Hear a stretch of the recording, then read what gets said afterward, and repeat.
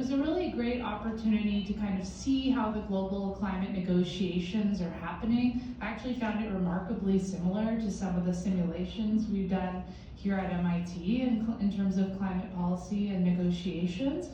And it was also interesting to see kind of how it all worked. I want to echo some of what I heard from some of my fellow panelists and also some friends that have been before, that I started to hear this phrase in the hallways, like, everyone is here, everyone is here. And definitely it seemed like everyone, or a lot of people were there, but I was wondering, like, what are we actually doing here? Like, it seemed to be like the best networking event I'd ever been to in the world, but I was trying to think, like, wait a second, aren't we kind of here for like something else? I think I heard about, something else we should be here for. So that was a bit concerning to me. But I tried my best to impact where I could and provide some of my skills and expertise. I've been developing some chatbots for MIT's climate policy simulator, En-ROADS, which it turned out a bunch of negotiators that I've met have used. So I was able to demo some of those chatbots. It turned out MIT had a booth, so I spent some time there at the booth demoing the chatbots and helping them better understand how to work with the simulator and how to, get some information on, for example, if we increase energy efficiency, how would that impact emissions? And now you can ask the software that with the chatbot.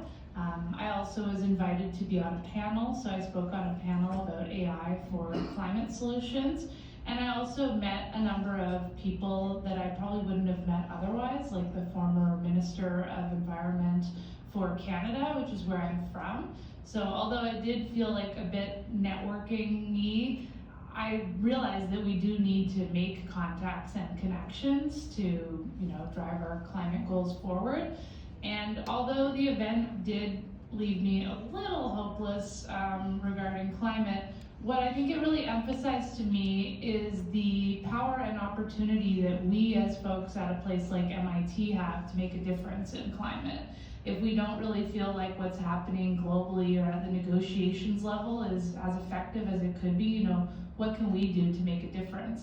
I met some young people who were, for example, working full-time at a job at a place like JP Morgan, but then on the side working at the UN and negotiating on behalf of their country. And I met other folks that were working in technology for climate solutions and heard from countries like folks in Cuba and Zambia who were trying to figure out how can we leverage AI for climate. They didn't really know that much about it. And so I was really thinking about the big capacity that we have